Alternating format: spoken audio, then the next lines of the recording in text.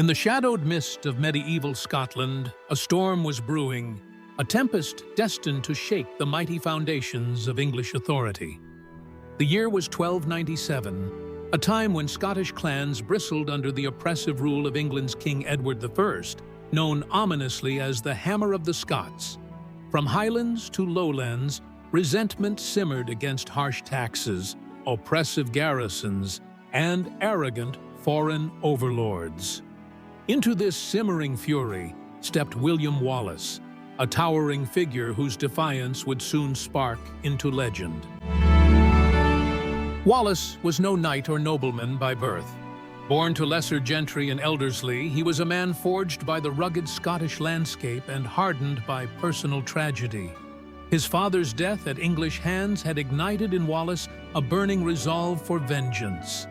Yet his vision reached beyond mere retribution. It encompassed freedom itself, a dream to see Scotland stand independent, proud and unbowed. Word of Wallace's resistance spread swiftly. He moved among villages and towns, rallying commoners and nobles alike, weaving disparate clans into a cohesive force. The Scots rallied around Wallace's courage, his charisma, and above all, his unwavering dedication to their shared cause of liberation. His growing army, though rough and often poorly armed, brimmed with a fervent belief that defied the odds stacked against them. Meanwhile, King Edward's forces, under the confident command of the Earl of Surrey, John de Warenne, viewed this rebellion as a minor irritation, easily crushed by England's experienced armies. Surrey, accompanied by the English treasurer Hugh de Cressingham, marched north, certain that a quick and decisive victory awaited them. Little did they know that the banks of the River Forth at Stirling Bridge would soon bear witness to a turning point in Scottish history. Wallace, aided by Andrew de Moray, a noble equally committed to the Scottish cause, selected the battlefield with strategic brilliance. Stirling Bridge, narrow and wooden, spanned the deep-flowing Forth and provided the only practical crossing for miles. Wallace understood the terrain well. He knew its marshy grounds and narrow passes would negate the English advantage of heavy cavalry. The bridge itself, barely wide enough for 2 horsemen abreast, became central to Wallace's audacious plan. At dawn, the English camp stirred with the quiet confidence born of superiority. Surrey surveyed the mist-laden battlefield from afar, impatient yet assured of the outcome. Ignoring advice to scout further or seek an alternative crossing, he ordered his men forward, convinced that the mere sight of English might would scatter the rebels. The Scottish army waited silently, hidden by woods and hillsides. Wallace stood among his men, his towering presence and fierce eyes steadying their nerves. Each warrior clutched their weapon, whispering prayers to ancient saints, their breaths visible in the chilly air. Wallace had positioned his infantry in Schiltron formations, dense circular hedges bristling with spears, perfectly designed to counter cavalry charges. The English began their slow march across the bridge. Cavalry and infantry moved in disciplined rows, oblivious to the trap into which they willingly walked. Wallace watched closely, waiting, patient as a hunting wolf. He knew timing was critical. Strike too early, and the enemy would retreat. Too late, and the Scots risked being overwhelmed. As a significant portion of the English force crossed the bridge, Wallace gave the long-awaited signal. A horn's piercing note split the silence.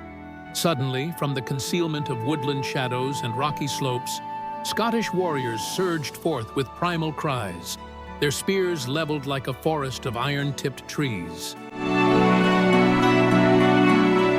Chaos erupted instantly. English cavalry, hemmed by the narrow confines of the bridge and muddy riverbanks, struggled to maneuver. Horses panicked, riders toppled, and ranks collapsed into confusion. Scottish Schiltrons advanced steadily, impenetrable walls of spears slicing through armor and flesh alike. Surrey, horrified, watched helplessly from across the river, unable to send reinforcements in time.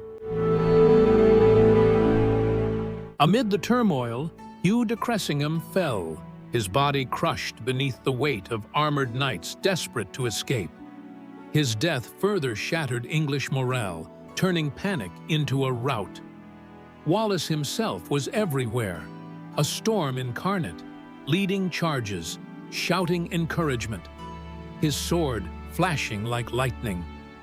His presence was an unstoppable force, galvanizing his troops, driving fear into the hearts of the invaders. English soldiers began retreating chaotically, pushing and trampling their own comrades in desperate attempts to recross the bridge. The overloaded wooden structure groaned under the frantic weight, its timbers finally giving way and plunging scores of men into the cold, unforgiving waters below. Those who survived the fall found no mercy, their escape cut off by vengeful Scots, intent on exacting justice for past oppressions. By day's end, the battlefield was silent except for the moans of wounded and dying. Wallace stood victorious on blood-soaked ground, his legend irrevocably etched into Scotland's soul. The English defeat was devastating, with thousands lost, including many nobles. It was a victory that shocked England, inspired Scotland, and signaled the undeniable potency of determined resistance. News of Wallace's triumph swept through the Scottish hills and valleys like wildfire. He became not just a military leader, but a symbol, a beacon around which Scotland rallied. Yet Wallace understood that this victory was merely the beginning. He knew Edward's vengeance would be swift and terrible, and the war for Scotland's freedom far from over.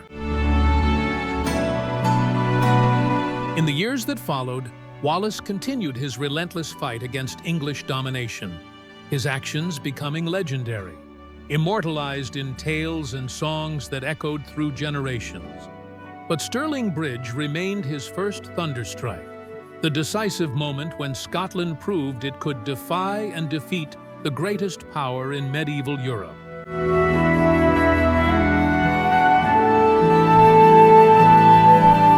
Though history eventually saw Wallace betrayed and captured, his legacy endured. Stirling Bridge became not just a battle site, but a symbol of hope, freedom, and fierce national pride. The struggle for Scottish independence would continue for decades, but the spark ignited that day by William Wallace burned bright, illuminating a path to liberty remembered long after the dust of battle settled and the waters beneath Stirling Bridge flowed peacefully once more.